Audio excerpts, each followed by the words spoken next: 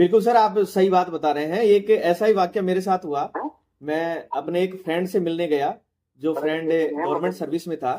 और जब मैं जब मैं उससे मिलने उसके घर पहुंचा, तो उनके भैया से उन्होंने मुझे इंट्रोड्यूस करवाया। और मैंने उनके भैया के बारे में जब पूछा, तो उन्होंने बताया कि ये बेरोजगार हैं। मैंने मेरे सुनकर क्योंकि कान खड़े हुए, मन के यार इतने बड़े हैं और बेरोजगार आप कह रहे हो, तो मन के कुछ तो करते होंगे। कि हाँ यार, एक स्कूल में पढ़ाने जाते हैं। सर, मुझे इतना अचंभव हुआ कि जो व्यक्ति मुझे बता रहा था वो भी एक पढ़ा लिखा और एक अच्छे पद पर था। और जब उन्होंने मेरे से ये बात कही उनके भाई के लिए कि वो बेरोजगार हैं, तो मुझे सुनकर बड़ा बुरा लगा। और मैंने उनको उसी टाइम पर कहा, और उसी टाइम पर मैंने उन बात को, बेरोजगारी को, रोजगार को उनको समझाया कि यार ये कहकर आप उनको मानसिक रूप से कितनी प्रताड़ना पहुंचा रहे हो।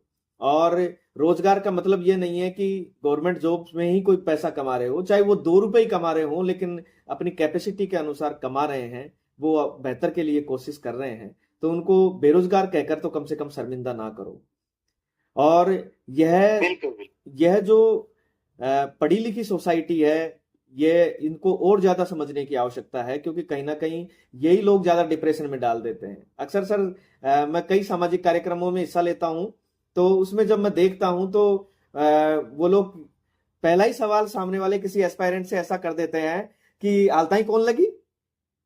तो ऐसा करके जो सामने वाला है वो निरुत्तर हो जाता है, और अब वो कहे क्या। तो इस तरीके के हाँ, उसको तो ये कहना था कि मेरी आप जो कह रहे थे सही है सर, नहीं लगी। बिल्कुल बिल्कुल। तो ऐसा हो जाता है सर।